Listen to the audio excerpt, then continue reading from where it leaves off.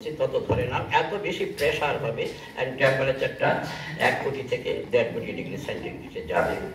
ওই সময় কিন্তু তার রেডিয়েশন শুরু হয়। এবং আমাদের যে সূর্য, অন্য সূর্য না, অন্য স্টার না, অনেক স্টার আছে আমাদের স্টার থেকে, সূর্য থেকে অনেক অনেক বড়, আবার ছোট স্টারও আছে। আমরা ধরে নিচ্ছি আমাদের স্টারের কথা, আমাদের স্টারে প্রতি সেকেন্ডে, মাইন্ডে, প্রতি সেকেন্ডে 41 কোটি ton hydrogen ion is being converted into helium ion and light and energy, light and heat. প্রতি সেকেন্ডে 41 কোটি টন, 41 কোটি টন। এবং এইভাবে সে আরো প্রায় 500 কোটি বছর চলবে। তারপরে তার একটা মৃত্যু দশা শুরু হবে। সেটা যদি পরে কেউ প্রশ্ন করে আমি তখন সেখানে ব্যাখ্যা করব। তো আমরা ধরে নিচ্ছি আমাদের সূর্যের জন্ম হয়ে গেছে এবং অসংখ্য যে স্টার, প্রত্যেকটা স্টারের কিন্তু এইভাবেই জন্ম হয়েছে। কেউ 1000 কোটি বছর আগে, 1200 কোটি বছর আগে বা 1300 আগে যাবে না, 1380 বাইরে যেতে পারবে না, সেটাও আমি পরে ব্যাখ্যা করব যদি প্রশ্ন তোমাদের কাছ থেকে আসে। এবারে আমরা দেখবো যে অসংখ্য স্টার যেটা আমরা দেখছি,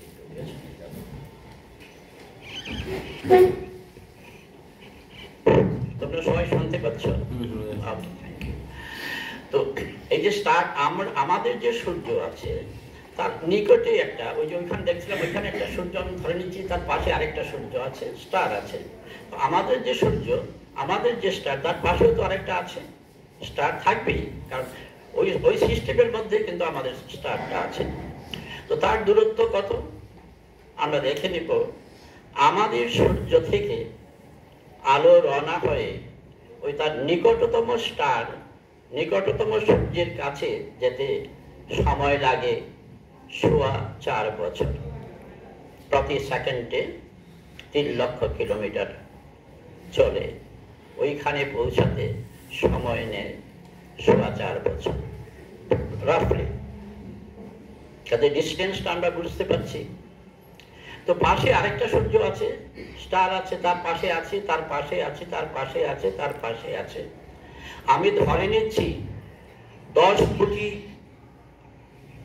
10,000 কোটি সূর্য একটা বন্ধনের মধ্যে এসে গেছে, 10,000 কোটি। এরপরে যেগুলো স্টার আছে, সূর্য আছে, সেগুলো আরেকটু দূরে, বেশ কিছু দূরে। আমি এই যে 10,000 কোটি স্টার আসলো, সূর্য আসলো, একটা গুচ্ছ তৈরি করলো, যাকে বিজ্ঞানের ভাষায় বলা হয় গ্যালাক্সি, বাংলায় আমরা বলি তারা জগৎ। আমরা যে গ্যালাক্সিতে আছি সেই গ্যালাক্সির নাম মিল্কি ওয়ে গ্যালাক্সি। পরিষ্কার আকাশে কোনো কোনো সময় দেখা যায় দক্ষিণ থেকে পূর্ব দিকে, উত্তর দিকে দেখলে এটা ছায়ার মতো, আবছা ছায়ার মতো দিগন্ত বিস্তৃত। ওইটা থেকেই বোধহয় নামটা হয়েছে, আমি I am not exactly sure. সেটা হচ্ছে মিল্কি ওয়ে গ্যালাক্সি আমাদেরটা। এইখানে রাফলি বিজ্ঞানীরা বলেন, আগে বলতেন 10,000 কোটি তারা আছে, ওই একই সিস্টেমে তৈরি হয়েছে, একসাথে না কিন্তু। কোনটা 500 কোটি বছর আগে, 600 কোটি, 900 কোটি, 1200 কোটি, 1300 কোটি, এরকম সময়ে এরা সৃষ্টি হয়েছে। প্যাটার্নটা অলমোস্ট সেম। যত বড় নীহারিকা থাকবে, নেবুলা থাকবে, ওই সিস্টেমটা কাছে এসে যাবে, আরো তাড়াতাড়ি স্টার ফরমেশন হয়ে যাবে এবং তাদের মৃত্যু হবে তাড়াতাড়ি। তো এইগুলো আমি পরে ব্যাখ্যা করব যে মৃত্যুর পরে কি হয়, যদি প্রশ্ন আসে। আর না আসলে তো বাসায় চলে যাব। তো এই যে একটা সূর্যের কথা বলা হলো, তার নিয়ারেস্ট যে স্টার আছে তার দূরত্বের কথা বলা হলো, কিভাবে সে ফরমেশন হয়, তার ফর্ম হয়, সেটাও বলা হলো। যখন আকাশে অসংখ্য তারা দেখা যায়, এই যে গ্যালাক্সি, এখন গ্যালাক্সির ব্যাপারে আসি। আমাদের এই যে 10,000 কোটিটা তারা আছে, সূর্য আছে, তার পাশে কিন্তু আরেকটা গ্যালাক্সি আছে। সেটাও এক্স্যাক্টলি ওই পরিমাণ স্টার থাকবে, এটা নাও হতে পারে, সমান হতে পারে, বেশি হতে পারে, কম হতে পারে। আরেকটা গ্যালাক্সি আছে। আমাদের সূর্যের বেলায় আমরা দেখি কি, আমাদের পৃথিবী তার অ্যাক্সিসের উপর নির্ভর করে সে ঘুরে। আমরা সেই ঘূর্ণনটাকে একদিন বলি। আসলে আমরা বলি একদিন, যে সময়টায় সে ঘুরতে পারে, একটা কমপ্লিট সার্কেল তৈরি করতে পারে, সেই সময়টাকেই কিন্তু একদিন বলা হয়। একদিনে ঘুরে সেটা কিন্তু ঠিক না, বিজ্ঞানের দিক থেকে সেটা ঠিক না। একদিনে ঘুরে না, যে সময়টায় কমপ্লিট করে সেই সময়টাকে আমরা একদিন ধরি। তারপরে 24 ঘন্টা ইত্যাদি অনেক কিছু আছে। তো সে একবার ঘুরলো, তারপরে আবার সেটা ঘুরলো, সূর্য আছে মাস কেন্দ্রতে, আবার সেটা ঘুরলো, সেটাতে সময় নেয় 365 দিন। তারপরে একটা দিনের 25 ভাগ, ইয়েটা সোয়া কি বলে, সেটা কিভাবে বলে, 365 দিন না, তারপরে আরেকটা দিনের 4 ভাগের 1 ভাগ দিন কমপ্লিট করতে সে সময় নেই। এটা আমরা সবাই জানি। এই যে ঘুরছে, সেটা ঘোরার জন্যই কিন্তু ঋতু পরিবর্তন ঘটে। এই যে এখন শীতকাল, কিছুদিন পরে স্প্রিং আসবে, তারপরে সামার ইত্যাদি ইত্যাদি আসবে, এই সে ঘুরছে বলেই কিন্তু সেটা হয়, আদারওয়াইজ সেটা হতো না। এটা আমরা সবাই জানি, এটা বোধহয় এখন পাঠশালা স্কুলে পড়ানো হয়। কিন্তু সূর্যটা পৃথিবী যখন তার অ্যাক্সিসকে নির্ভর করে ঘুরছে, সূর্যটাও কিন্তু ঘুরছে। কতদিনে ঘুরে? আবার বলছি, ঘোরাতে সময় কতটুকু নেয়? গড়ে 26 দিন। ওই পৃথিবীর যে একদিন ধরেছি, ওই স্ট্যান্ডার্ডে কিন্তু পৃথিবীতে একদিন ধরেছি, সেই স্ট্যান্ডার্ডে 26 দিন লাগে গড়ে।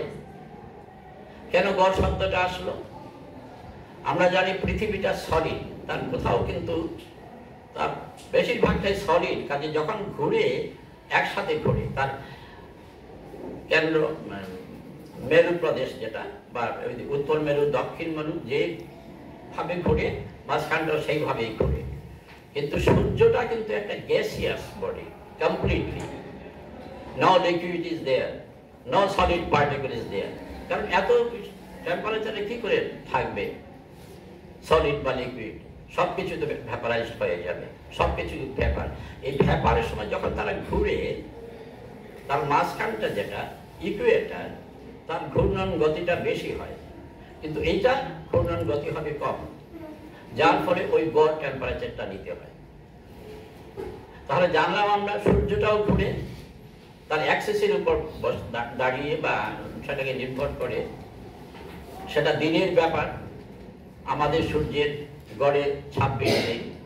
সে কিন্তু আবার একটা মহাকাশের একটা কেন্দ্রকে, কোনো একটা সেন্টারকে, কোনো একটা বিন্দুকে কেন্দ্র করে আবার ঘুরে।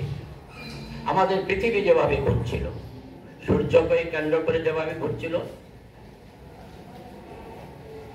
সেও কিন্তু তার বছর পূরণ করার জন্য সেভাবে ঘুরছে।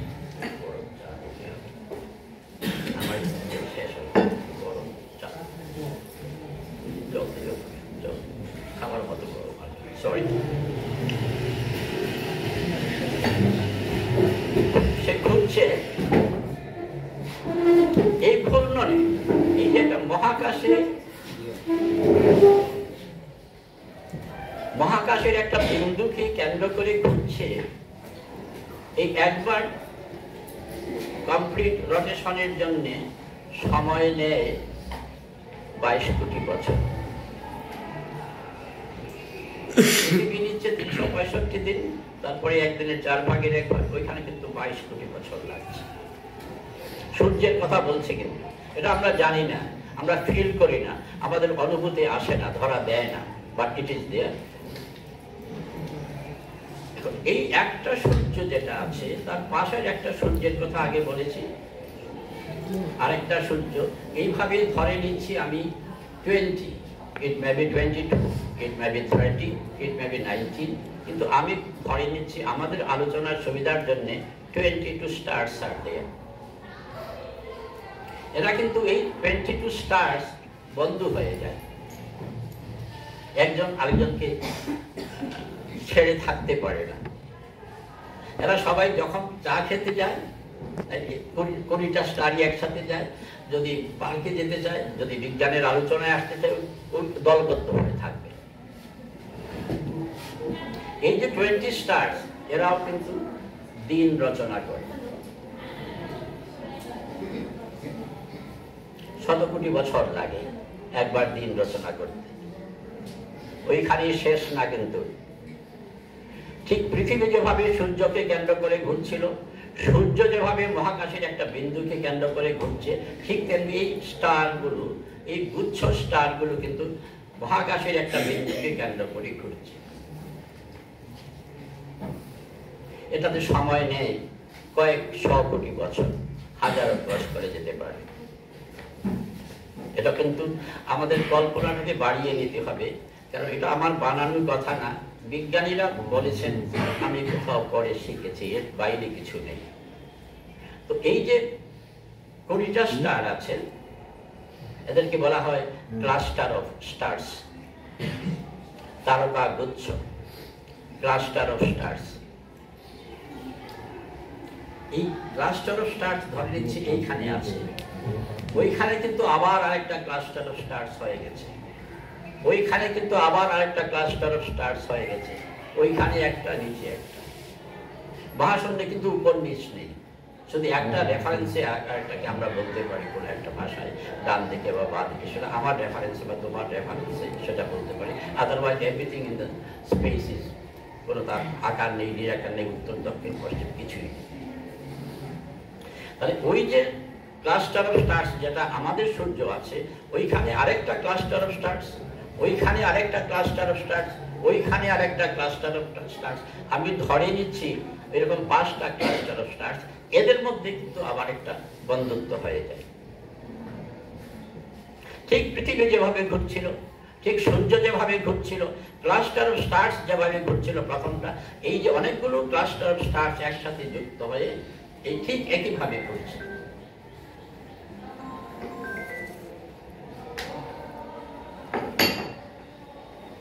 শেষ সীমা কোথায়? আমি আগে গ্যালাক্সির কথা বলেছি। এইভাবে করতে করতে যখন গ্যালাক্সির পরিসীমায় চলে যাবে, তখন তাদের কি? এইভাবে চলতে থাকবে, কিন্তু it is always moving, it is always doing the same thing, it never stops, never. এইবারে আমরা গ্যালাক্সির কথা আমি বলেছি, গড়ে 10,500 কোটি তারা আছে। আমার যে পাশের গ্যালাক্সি যেটা আছে থাকবে, সেখানেও আমি ধরে নিচ্ছি 10,000 কোটি তারা আছে। এরাও ঠিক একই সিস্টেমে সব কিছু করে যাচ্ছে। আমার গ্যালাক্সি থেকে, মিল্কি ওয়ে গ্যালাক্সি থেকে, সাইড থেকে, একবারে পাশ থেকে যদি ওই গ্যালাক্সিতে আলো পৌঁছাতে চায়, তাহলে 22 কোটি বছর সময় লাগে। এখান থেকে ডিস্টেন্সটা, সরি নট 22 কোটি আলোকবর্ষ, বাই মিস্টেক, সরি 22 কোটি আলোকবর্ষ। প্রতি সেকেন্ডে যাচ্ছে আলো লাইট 3 লক্ষ, এক বছরে 9.5 লক্ষ কোটি কিলোমিটার, এক বছরে। এবারে সেটা যাচ্ছে 22 কোটি।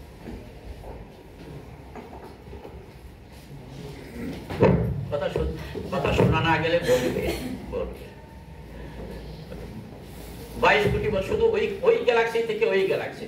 এইবারে আসি, এই গ্যালাক্সি, আমাদের যে গ্যালাক্সি মিল্কি ওয়ে গ্যালাক্সি, তারপরেরটার নামটা কি? অ্যান্ড্রোমেডা। এইভাবে এই গ্যালাক্সি, অ্যান্ড্রোমেডা, আরো 5টা 7টা 10টা গ্যালাক্সি আমরা আনলাম। They will be doing the same thing.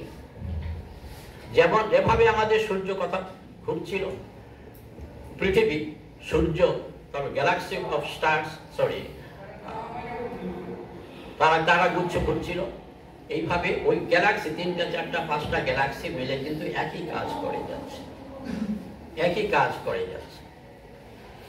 কল্পনাটাকে অনেক দূরে সরিয়ে নিতে হবে।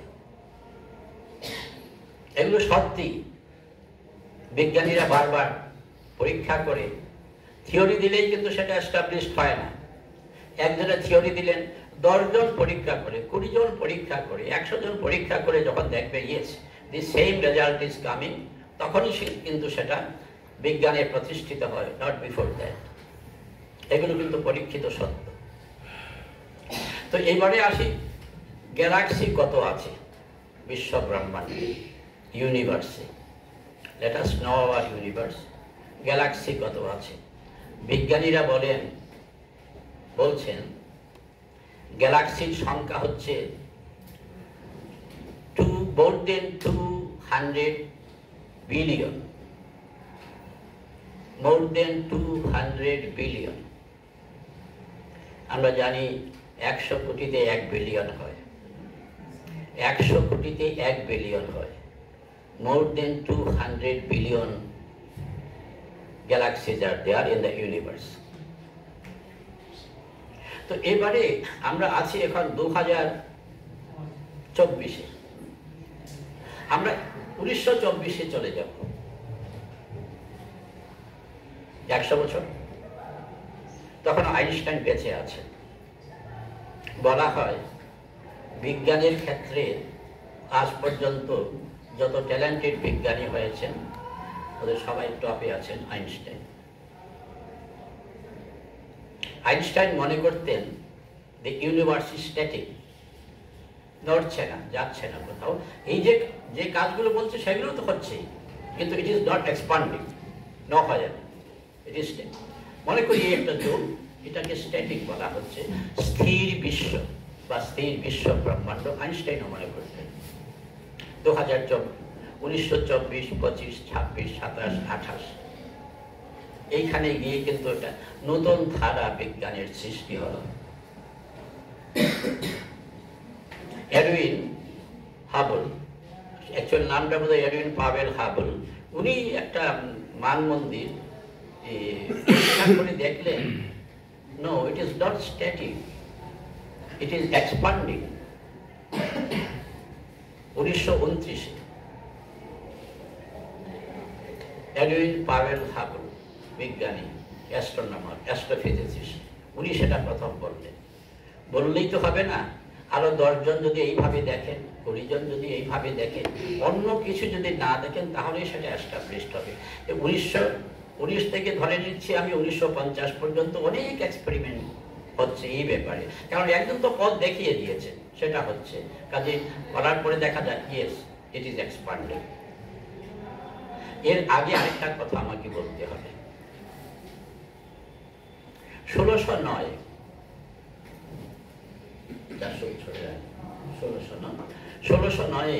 ইটালিয়ান সায়েন্টিস্ট গ্যালিলিও গ্যালিলি প্রথম দূরবীন বানিয়েছিলেন। অনেকেই বলেন উনি দূরবীন আবিষ্কার করেছেন। No, it was discovered by somebody else. ওদের দেখে দূরবীন যেটা বানিয়েছিলেন তখনকার যুগে 1600 থেকে শুরু করে 8-9টার পরে বলছি পর্যন্ত যারা বানিয়েছেন, শ্রেষ্ঠতম দূরবীন উনি বানাতে পেরেছিলেন। উনি প্রথম দেখেছিলেন চাঁদের সারফেস ইজ নট স্মুথ। এর আগে বলা হতো পৃথিবী ছাড়া যত গ্রহ উপগ্রহ আছে পৃথিবীতে সবকিছু বডিটা হবে স্মুথ।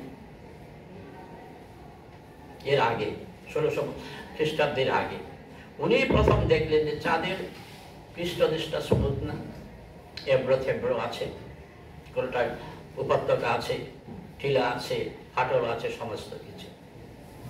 ওনার বানানো টেলিস্কোপ দিয়ে আরো দেখলেন বৃহস্পতি গ্রহের রিং যেটা আছে সেটাও কিন্তু উনি দেখেছিলেন। শুধু তা না, সূর্যের মধ্যে কালো কালো স্পট আছে, কালো কালো স্পট আছে সূর্যেতে, আমাদের সূর্য। এই স্পট কিন্তু উনি প্রথম দেখেছিলেন। কল্পনা করা যায় 400 বছর আগে নিজের ছোট্ট একটা টেলিস্কোপ, এইভাবে একটা টেলিস্কোপ ছিল, সেটা থেকে উনি দেখেছিলেন। এরপর থেকে গত 100 বছরে এই দূরবীনের পাওয়ার কোন সীমায় পৌঁছেছে কল্পনা করা যাবে না।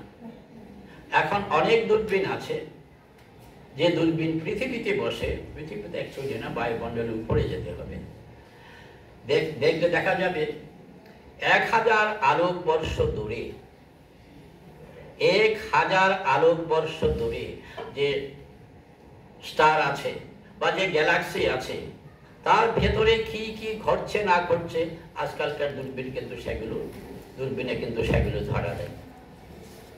একটা দূরবীন হাবল স্পেস টেলিস্কোপ, ওই যে বিজ্ঞানী যে বলেছিলাম 1929 খ্রিস্টাব্দে যে পৃথিবীটা এক্সপান্ড করছে, রেড শিপ, আমি সেদিকে যাচ্ছি না, টেকনিক্যালি ইয়েতে আমি যাচ্ছি না, রেড শিপ হয়, রেড শিপের পরে সেটা দেখা যায় যদি অন্য আলো থেকে রেড শিপের দিকে যায় তাহলে বুঝতে হবে সেটা দূরে চলে যাচ্ছে। আমি টেকনিক্যাল সাইডে যাচ্ছি না, পারবো না, ফিজিক্সের অনেক বিখ্যাত ব্যক্তিরা আছেন, সেটা নিশ্চিত আপনাদের কাছে থাকবে। তো স্ট্যাটিক থেকে আমরা এক্সপান্ড করলাম, এখন দেখতে হবে যে যারা দূরে চলে যাচ্ছে, অনেক অনেক দূরে চলে যাচ্ছে, এরা বলছেন যত দূরে যাচ্ছে সরে গ্যালাক্সি হোক বা স্টারই হোক বা গ্যালাক্সি যদি হোক, যত দূরে যাচ্ছে তার যাওয়ার গতি ততই বৃদ্ধি পাচ্ছে। কোথায় গিয়ে শেষ হবে nobody knows, কিন্তু এটা যাচ্ছে, বিজ্ঞানীরা জানছেন যে সেটা চলে যাচ্ছে। আর ওইখানে 1900 শতাব্দীর পরে, এর আগে যত দূরবীন বানানো হয়েছিল সমস্ত কিছুই পৃথিবীর পৃষ্ঠে থেকে দূরবীন দিয়ে দেখা হতো। যখন প্রথম অনেকগুলো দূরবীন বসানো হয়েছে পৃথিবীর বায়ুমণ্ডলের উপরে, কিন্তু সবচেয়ে পাওয়ারফুল যে দূরবীনটা বসানো হয়েছিল সেটা বানানো শুরু হয়েছিল 1970-71 খ্রিস্টাব্দে শুরু হয়েছিল। নাসা ওই দূরবীন বানানো শুরু করেছিল, শেষ হয়েছিল 1990-তে। এটার নাম দেওয়া হয়েছিল ওই এডউইন হাবল স্পেস টেলিস্কোপ। এরা পৃথিবী পৃষ্ঠ থেকে 600 কিলোমিটার উপরে সেই দূরবীন বসানো হলো, ঘুরছে। যখন আমাদের চাঁদ পৃথিবী ঘুরছে, ওইটাও কিন্তু ওই রকম করে ঘুরছে। ওইখান থেকে তারা তার কাছে ধরা দেওয়া কোনো একটা স্টারের, কোনো একটা ক্লাস্টার অফ স্টারসের অথবা কোনো গ্যালাক্সির সব কিছু সে দিচ্ছে।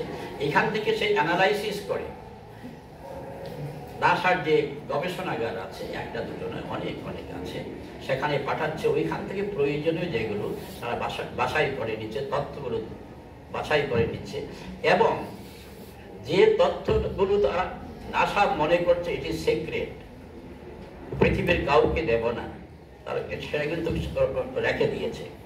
আর সাধারণ ইউজের যেগুলো সেগুলো কিন্তু ছেড়ে দিচ্ছে, সেগুলো থেকে আমরা তথ্যগুলো জানি। ওই পর্যায়ে পৃথিবীর অন্য কোনো বিজ্ঞান সংস্থা আজ পর্যন্ত যেতে পারেনি। এমন ইউরোপিয়ান স্পেস সেন্টার আছে, কানাডিয়ান আছে, চায়না আছে, কিন্তু ওই স্টেজে কেউ যেতে পারেনি। ওইটা পাঠানোর পরে যে সমস্ত ছবি আসছিল পৃথিবীতে, সেই ছবি অ্যানালাইসিস করে দেখা গেল তারা যে ধরনের ক্লিয়ার ছবি আশা করছিলেন হাবল স্পেস টেলিস্কোপ থেকে, সে ধরনের ক্লিয়ার ছবি আসেনি। আবার তারা গবেষণা করে দেখা গেল সাম এরার্স ওয়্যার দেয়ার, লেন্সে, পার্টিকুলারলি লেন্সে এরার ছিল। এইবারে দেখো একটা কথা, 3 জন ইঞ্জিনিয়ারকে তারা ওইখানে পাঠালেন, হাবল টেলিস্কোপ যেটা আছে ওইখানে পাঠালেন। ওরা 3-4 দিন 5 দিন ছিলেন সেখানে, সবকিছু মেরামত করেছেন। মেরামত করার পরে পৃথিবীতে ফিরে আসছে। নাসা কোন পর্যায়ে আছে আমরা, এগুলো আমাদের জানা দরকার। আমরা কত পেছনে আছি, কেন আমরা পেছনে আছি, কোথায় তার গলদ, এগুলো বের করা দরকার, এবং যদি সম্ভব হয় তার সংশোধন করা দরকার।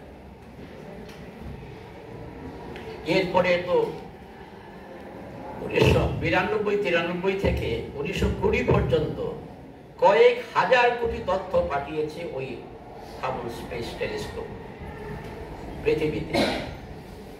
আমেরিকাতে নাসার বিভিন্ন যে গবেষণাগার আছে, সেখানে আছে, সেখানে কম্পিউটার যেগুলো আছে, বুঝতে পারছো না কত কত কত দূরের স্টার, সেখান থেকে আসছে। পার্টিকুলার একটা বিন্দুকে আমাকে অ্যানালাইসিস করতে হবে, সেই বিন্দুটাই কিন্তু একটা গ্যালাক্সির খবর দেবে। সেখানে আছে 10,000 কোটি তারা, গড়ে আমি আগেই বলি 10,000 কোটি তারা। এখন পার্টিকুলার একটা, দুটো বা পাঁচটা তারাকে আমি বেছে নেব, নিয়ে দেখবো সে কিভাবে ঘুরছে, সেটা আমাদের সূর্যের সাথে তার কি মিল আছে, ওইখানে কোনো গ্রহ আছে কিনা। কল্পনা মনে হলেও দিজ আর গোয়িং দেয়ার। আমরা জানি, আমরা যে লাইট যেটা আছে, আলো যেটা, এটা না, বা এটাও হতে পারে, বা যে কোনো লাইটকে অ্যানালাইসিস করে তার 7টা রং হয়। ভিবগিয়র আমরা জানি 7টা রং হয়। এইবারে সব দূরবীন কিন্তু সব লাইট অ্যানালাইসিস করতে পারে না। যেটা ভায়োলেট, তার জন্য ভায়োলেটের দূরবীন বানাতে হবে।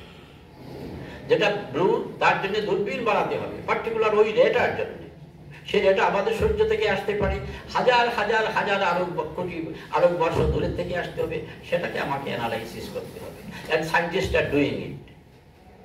Scientists are doing it. আমরা কিন্তু তার কত কত পেছনে আছি, এটা ভাবলেও কিন্তু কষ্ট হয়।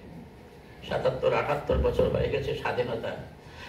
সেকেন্ড ওয়ার্ল্ড ওয়ারে 1945-এ হিরোশিমাতে হিরোশিমা এবং নাগাসাকিতে দুটো অ্যাটম বোমা ফেলা হয়েছিল পরীক্ষা করার জন্য। মানুষ মেরে পরীক্ষা করবে তারা, এবং করেছিল। সেই জাপান একেবারে বিধ্বস্ত হয়ে গেছিল। আমরা 47-এ স্বাধীনতা পেয়েছি। কত তফাৎ, 3 বছরের তফাৎ। তারা কিন্তু এত দূর, একেবারে বিধ্বস্ত নেশনটাকে তারা কিন্তু পৃথিবীর 3 নম্বর 4 নম্বর ইকোনমিতে তারা নিয়ে গেছে। আমরা কিন্তু ওইখানে বক্তৃতায় যত পারদর্শী, আমরা কাজে তার কিছুই না।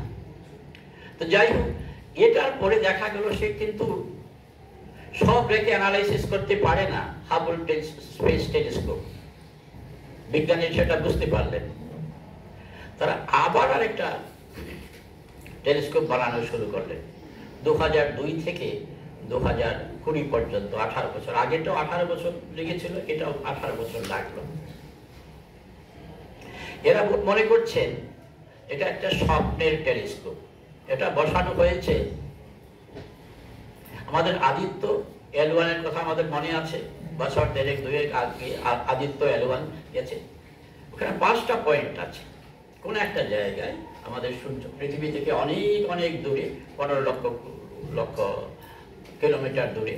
আর সূর্য থেকে তো সেইভাবে সূর্য আমাদের এখান থেকে 15 কোটি কিলোমিটার দূরে আছে। ওইখানে 5টা পয়েন্ট। এইখানে কেন না, মনে করি অনেক দূর এখানে। আমাদের আদিত্য গেছে L1-এ, আর ওই এটা অনেক আগে চলে গেছে সেটা ইয়েতে L2-তে। যে নতুন টেলিস্কোপ বানানো হয়েছে সেটা হচ্ছে জেমস ওয়েব টেলিস্কোপ। এত তার কারিগরি বিদ্যা অন্য দেশের পক্ষে তো সম্ভবই না। এরা বলছেন অনেক অনেক দিন যাবত, মনে করি 2 দশক, 3 দশক, 5 দশক সেটা কাজ করতে পারে। এর মাঝখানে যদি দেখেন কোনো প্রবলেম দেখা দিচ্ছে, ডিফেক্ট দেখা দিচ্ছে, সেখানে তারা সেগুলো নিশ্চয়ই সেগুলো সংশোধন করবে। তো এই পর্যায়ে আমরা আছি। তো স্ট্যাটিক থেকে আমরা গেলাম এক্সপান্ডিং।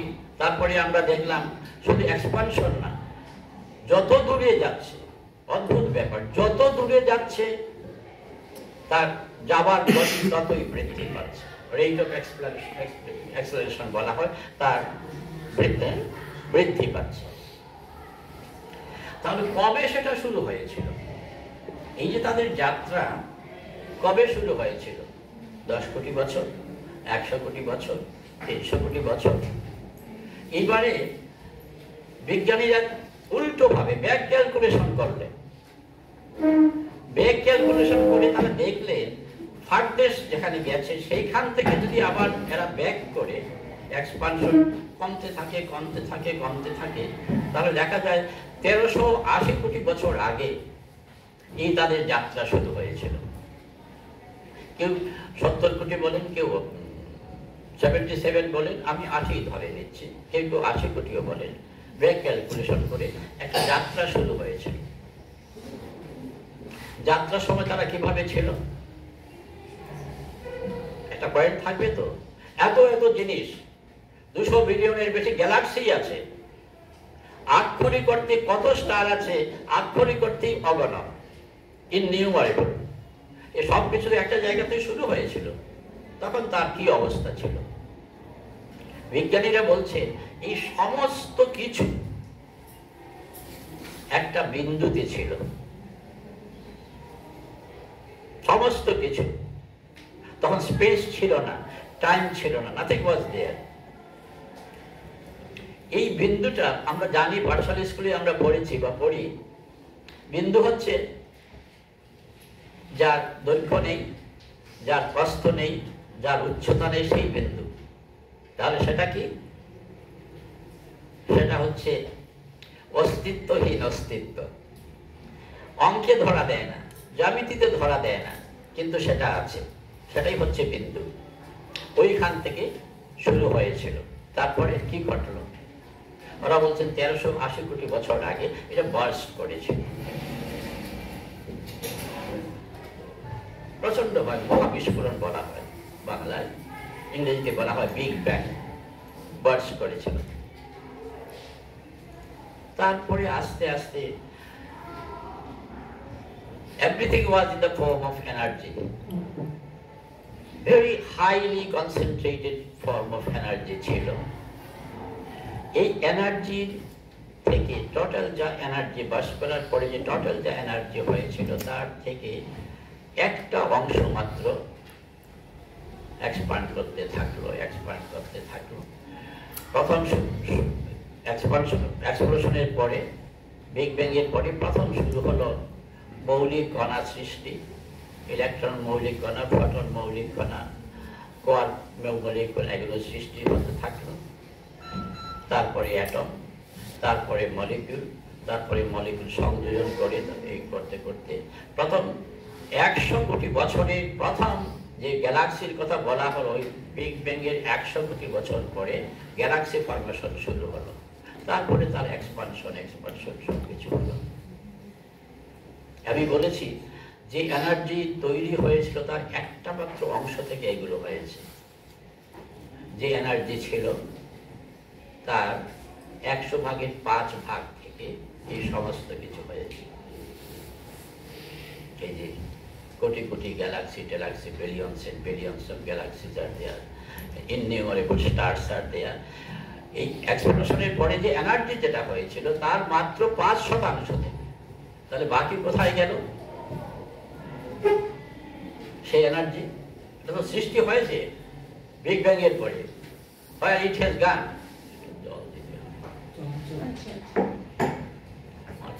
গলাটা শুকিয়ে যায়, ঠিক আছে।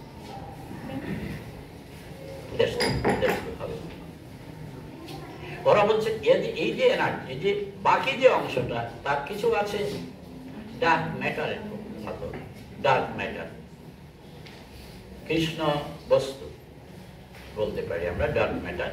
আর কিছু আছে ডার্ক এনার্জির ফর্মে। 27% আছে ডার্ক ম্যাটারের ফর্মে। কেউ বলেন 25%, আমি 25%ই নিচ্ছি, সুবিধা হবে হিসাব করতে। ওইখানে 5 আর ওইখানে 25, তাহলে 75, না সরি 30, বাকি থাকে 70% কিন্তু আছে ডার্ক এনার্জি রূপে। কি তার পরিচয়?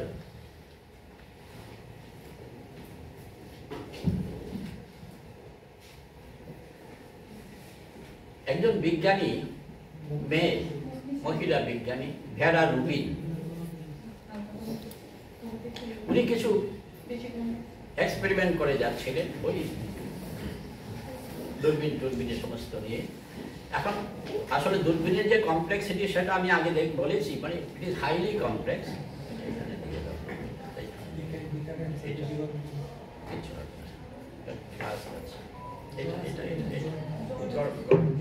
আমি আস্তে আস্তে গলাটা শুকিয়ে যায়, এটা এখানে দিয়ে দাও।